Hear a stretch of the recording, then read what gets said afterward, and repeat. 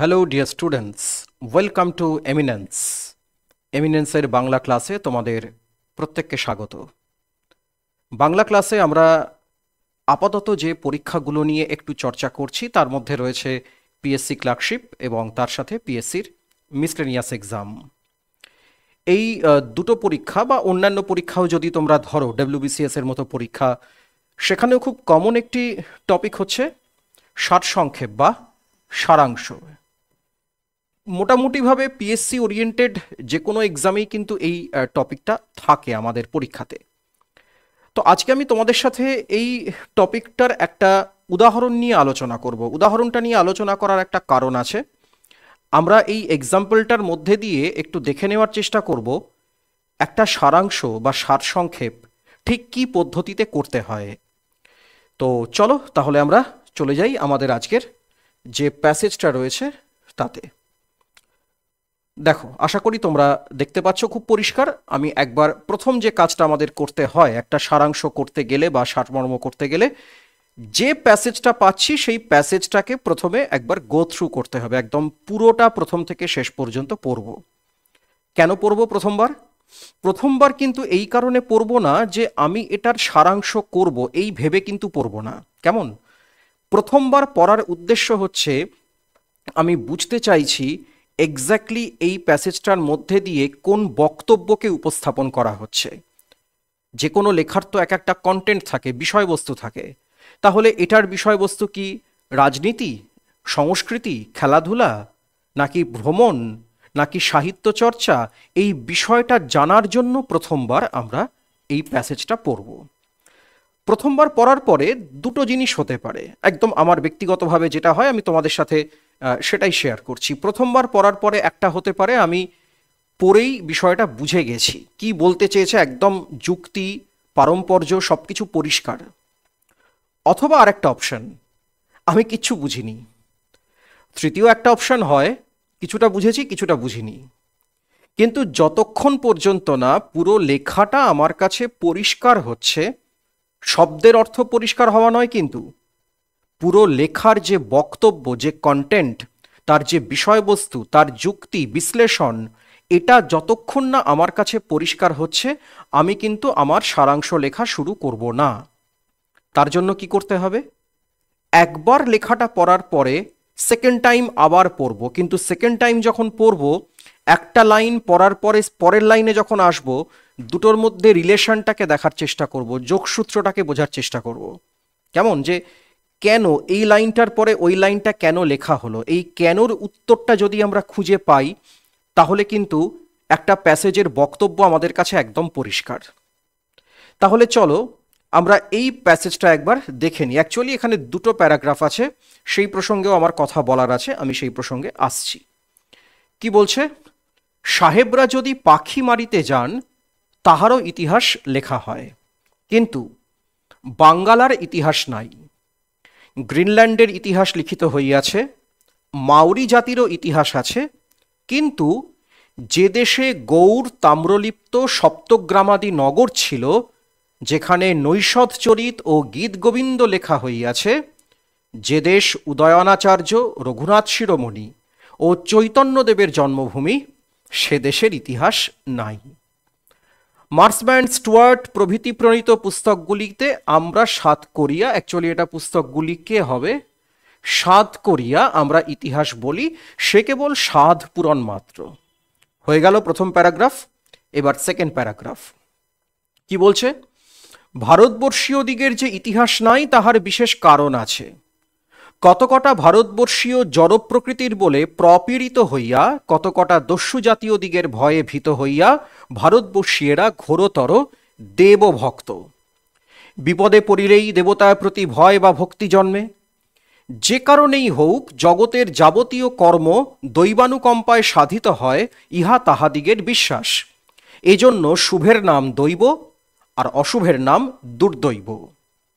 এরূপ মানসিক গতির ফল এই যে ভারতবর্ষীয়রা অত্যন্ত বিনীত, সাংসারিক ঘটনাবলীর কর্তা আপনাদিগকে মনে করেন না, দেবতাকেই সর্বত্র সাক্ষাৎ কর্তা বিবেচনা করেন। এজন্য তাহারা দেবতাদিগেরই ইতিহাস কীর্তনে প্রবৃত্ত, সেখানে মনুষ্যগণ দেবতার আংশিক অবতার, সেখানে দৈবের সংকীর্তনই উদ্দেশ্য, এই জন্য আমাদের ইতিহাস নাই। এই গেল প্যাসেজ। আমার মনে হয় না এই প্যাসেজের বক্তব্য বুঝতে কারুর খুব একটা অসুবিধা হবে। কোন কোন জায়গাগুলো প্রথমে আমি মার্কিং করব? প্রথম যেটা বলবো, দেখো দুটো প্যারাগ্রাফে আছে। আমরা যদি কোনো সারাংশ করি, মূল প্যাসেজ যদি একাধিক প্যারাগ্রাফে ভাগ করা থাকেও সারাংশ কোনোদিন প্যারাগ্রাফ ভাগ হয় না, ওটা একটা অনুচ্ছেদেই হবে। তাহলে এই দুটো প্যাসেজের যে কন্টেন্ট, সেই কন্টেন্টকে আমায় একটা প্যাসেজে আনতে হবে, এটা হচ্ছে প্রথম শর্ত। সেকেন্ড হচ্ছে, কিছু বানানের দিকে আমি তোমাদের একটু নজর দিতে বলবো। যেমন ধরো, বানান বলতে যদি আমরা বলি, দেখো সংকীর্তন বানানটা, সংকীর্তনে তয়ে তয়ে রেফ আছে। এই বানানটা হচ্ছে আগের বানান। এখন নিয়ম হলো রেফের পরে ব্যঞ্জন বর্ণের দ্বিত্ব হয় না, একই ব্যঞ্জন বর্ণ পরপর দুবার বসবে না। তাহলে সংকীর্তনে তয়ে তয়ে রেফ হবে না। আমি কেন এই কথাটা বলছি, যে কোনো লেখার ক্ষেত্রে তোমরা যদি দেখো মূল লেখাতে পুরনো বানানবিধি অনুসরণ করা আছে, তোমরা যখন লিখবে সেখানে কিন্তু আধুনিক যে বানানবিধি সেইটাকেই তোমরা অবশ্যই অনুসরণ করবে। তাহলে এবার সারাংশ করতে গেলে আমাদেরকে বিষয়টাকে একটু নিজেদের মতো করে বুঝতে হবে। কি করে বিষয়টাকে নিজেদের মতো করে বুঝবো? প্রথম লাইনটা কি বলছে? সাহেবরা যদি পাখি মারিতে যান, তাহারও ইতিহাস লিখিত হয়। সত্যি কি কেউ পাখি মারতে গেলে ইতিহাস লেখা হয়? হয়েছে বাস্তবে? আমাদের জানা নেই। কিন্তু এই কথাটা যখন লেখক বলছেন, তার মানে তিনি একটা উদ্দেশ্য নিয়ে বলছেন। কি তার উদ্দেশ্য? তার উদ্দেশ্য হচ্ছে তিনি বলতে চাইছেন, পাশ্চাত্যে যে কোনো ছোট ছোট ঘটনা, যে ঘটনা আপাত দৃষ্টিতে মনে হচ্ছে এমন কিছু বিরাট নয়, দৈনন্দিন জীবনের ঘটনা, সেগুলোকেও ডকুমেন্টেশন করা হয়, সেগুলোকেও ঐতিহাসিকভাবে নথিবদ্ধ করা হয়। এই কথাটাই তিনি বলতে চাইছেন। তার মানে পাখি মারিতে যাওয়ার বিষয়টা এখানে একটা সিম্বল, একটা প্রতীক মাত্র, এর বেশি কিছু নয়। আচ্ছা, কিন্তু বাঙ্গালার ইতিহাস নাই। আচ্ছা, বাঙ্গালা এই বানানটাও কিন্তু পুরনো বানান, আমরা লিখব বাংলা। তাহলে প্রথম লাইনে লেখক তিনি কিন্তু একটা আক্ষেপ প্রকাশ করছেন যে পাশ্চাত্যে যে কোনো ঘটনার নথিবদ্ধকরণ করার প্রথা প্রচলিত থাকলেও বঙ্গদেশে কিন্তু এই প্রথা প্রচলিত একেবারেই নেই।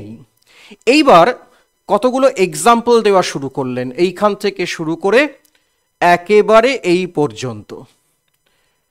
এই যে বলছেন মাওয়ারি জাতির উপজাতির ইতিহাস লেখা রয়েছে, গ্রিনল্যান্ডের আছে। আচ্ছা, কিন্তু যে দেশে গৌড় তাম্রলিপ্ত সপ্তগ্রামাদি নগর ছিল, তার মানে সমৃদ্ধ জনপদ যেখানে ছিল, আমরা জানি এগুলো রীতিমতো সমৃদ্ধ জনপদ। ইতিহাসে বিখ্যাত সাহিত্য নৈষধচরিত গীতগোবিন্দ লেখা হয়েছে, তার মানে আমাদের বঙ্গদেশ ছিল সৃষ্টিশীল, ক্রিয়েটিভ একটা জায়গা, যেখানে বিখ্যাত পণ্ডিত উদয়নাচার্য, রঘুনাথ শিরোমণি, চৈতন্যদেব জন্মেছেন। তার মানে সামান্য তুচ্ছাতিতুচ্ছ ঘটনা নয়, বঙ্গদেশের যা কিছু ঐতিহ্য, সেই ঐতিহ্যের যে গুণগত মান সেটা অনেক অনেক বেশি।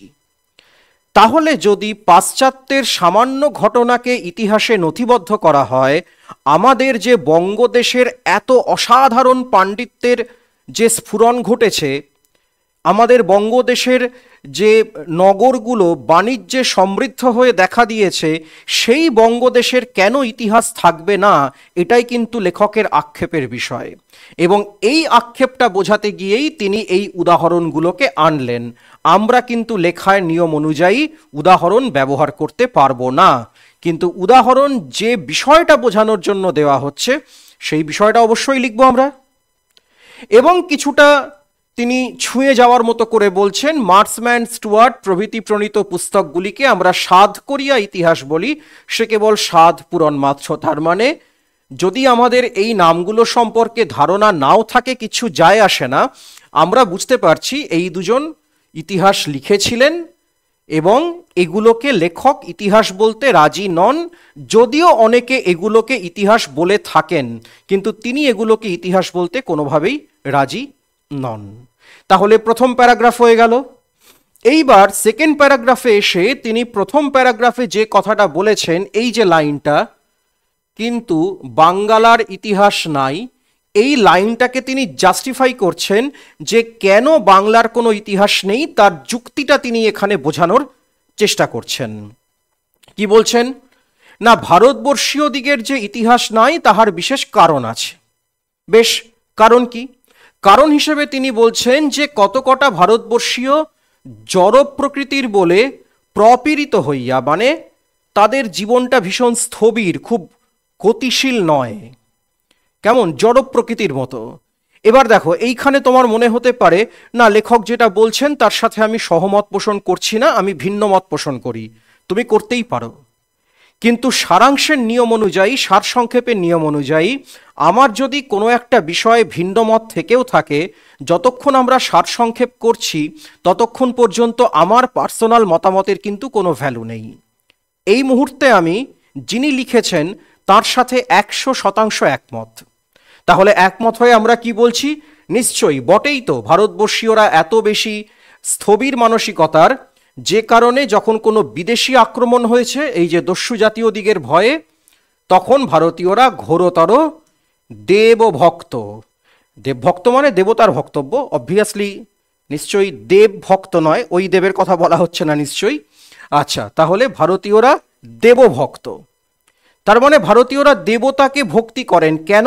তার কারণ যখনই তুমি দেবতার ওপর ভরসা করবে, দেবতাকে ভক্তি করবে, তাকেই মনে করবে জীবনের চালক, সঙ্গে সঙ্গে ব্যক্তি জীবনের যে গতি, সেই গতিটা স্তব্ধ হয়ে যাবে।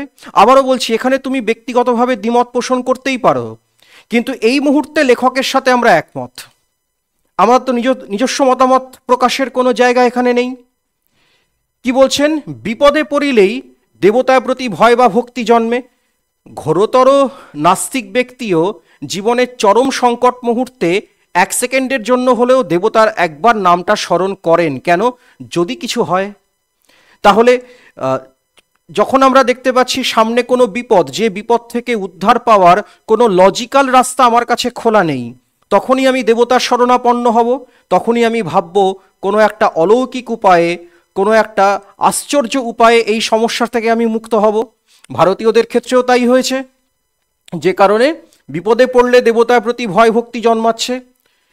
যে কারণেই হোক, জগতের যাবতীয় কর্ম দৈবানুকম্পায় সাধিত হয়, ইহা তাহাদিগের বিশ্বাস। এইটা হচ্ছে আসল কথা। কেমন? যে জগতের যাবতীয় কর্ম দেবতার আশীর্বাদে, দেবতার কৃপাতে হচ্ছে। তাহলে যদি আজকে কোনো এই যে দস্যু জাতীয় দিকের আক্রমণ বলা হচ্ছে, বিদেশি আক্রমণ হয়, কেউ আমাকে আক্রমণ করে, আমি আক্রান্ত হই, কেন হচ্ছে না তার কোনো বাস্তব কারণ আমি খুঁজবো না। কি বলবো?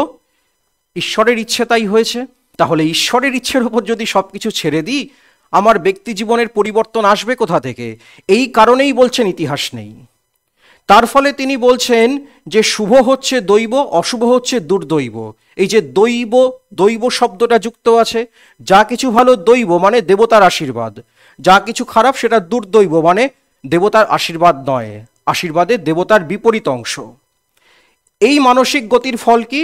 ভারতবর্ষীয়রা অত্যন্ত বিনীত আর সাংসারিক ঘটনাবলীর কর্তা আপনাদিগকে মনে করেন না। সাংসারিক ঘটনাবলী মানে এই যে পৃথিবী, এই যে একটা কেজো জগৎ, প্র্যাগম্যাটিক একটা ব্যবস্থা, এর মধ্যে থেকে তারা কখনোই মনে করছেন না যে আমরা আমাদের চারপাশকে চাইলে পরিবর্তন করতে পারি, নিয়ন্ত্রণ করতে পারি। মানুষই যে সভ্যতার চালিকা শক্তি, লেখক বলছেন ভারতীয়রা সেটা মনে করেন না। তারা মনে করেন দেবতাকেই সর্বোচ্চ সাক্ষাৎকর্তা বিবেচনা করেন, সবকিছু দেবতার নিয়ন্ত্রণ। তার ফলে দেবতাদের ইতিহাস কীর্তনে তারা প্রবৃত্ত হয়েছেন।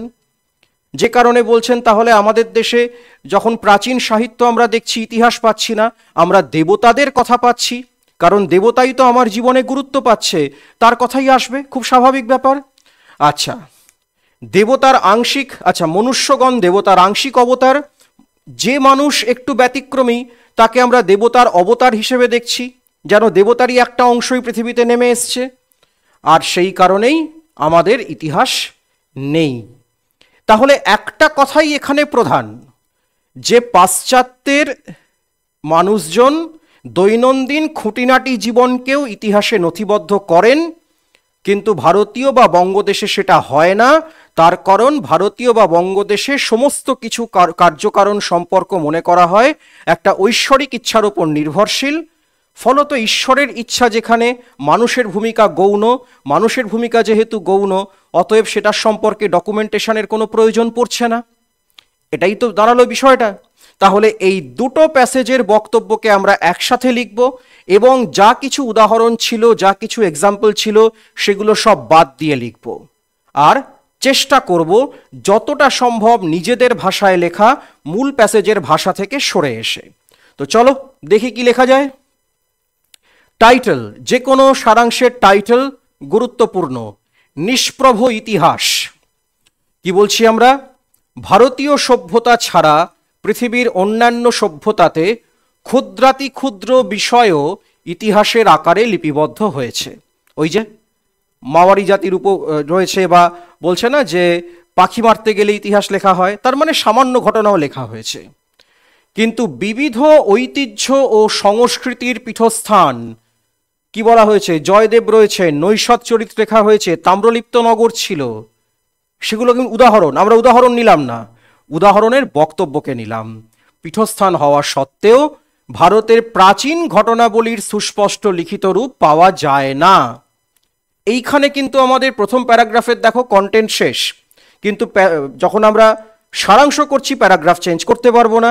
সেকেন্ড প্যারাগ্রাফের কন্টেন্ট এখানে শুরু হচ্ছে। এর কারণ ঐতিহ্য অনুসারী প্রাচীন কীর্তিগুলি ইতিহাসের আকারে এক সূত্রে গেঁথে না রাখার স্থবির প্রবৃত্তি, স্থবির মানে নিশ্চল, কোনো ডায়নামিক ব্যাপার নেই, গতিশীল ব্যাপার নেই, সংস্কারে আচ্ছন্ন ভারতীয়দের বিপদের ভয় থেকে উৎপন্ন দেবভক্তি তাদের নিজেদের ইতিহাস রচনা থেকে পরাঙ্মুখ মানে মুখ সরিয়ে নিচ্ছে, করে কি করছে, ঈশ্বর মহিমা কথনে প্রবৃত্ত করেছে। এই যে এখানে বলা হয়েছে না, দেখো সেখানে দৈবের সংকীর্তনই উদ্দেশ্য, এইটাকেই আমরা ভাষা চেঞ্জ করে লিখলাম যে ঈশ্বর মহিমা কথনে প্রবৃত্ত করেছে। তাহলে বুঝতে পারছো যে মূল প্যাসেজের বক্তব্যকে নিজের ভাষায় লিখতে হবে। সেখানে তোমার নিজস্ব ভাবনা চিন্তা থাকবে না, থাকবে হচ্ছে মূল প্যাসেজের চিন্তা ভাবনা। আর এটাকে যদি সুন্দর করে লিখে আসতে পারো, ডেফিনেটলি তুমি কিন্তু অনেকটাই নম্বর পাবে। তবে তার জন্য যেটা জরুরি সেটা হচ্ছে চর্চা বা প্র্যাকটিস। তো আশা করি সারাংশ কিভাবে কি লিখতে হবে তার একটা উদাহরণ তোমরা পেলে তোমরা নিজেদের মতো চর্চা করবে। আগামী দিনে তোমাদের সাথে অন্য কোনো বিষয় নিয়ে আবার কথা বলবো ডেসক্রিপটিভ বাংলার। তাহলে প্রত্যেকে ভালো থেকো, আর তোমরা সঙ্গে রাখো এমিনেন্স অনলাইন প্ল্যাটফর্মকে। Thank you.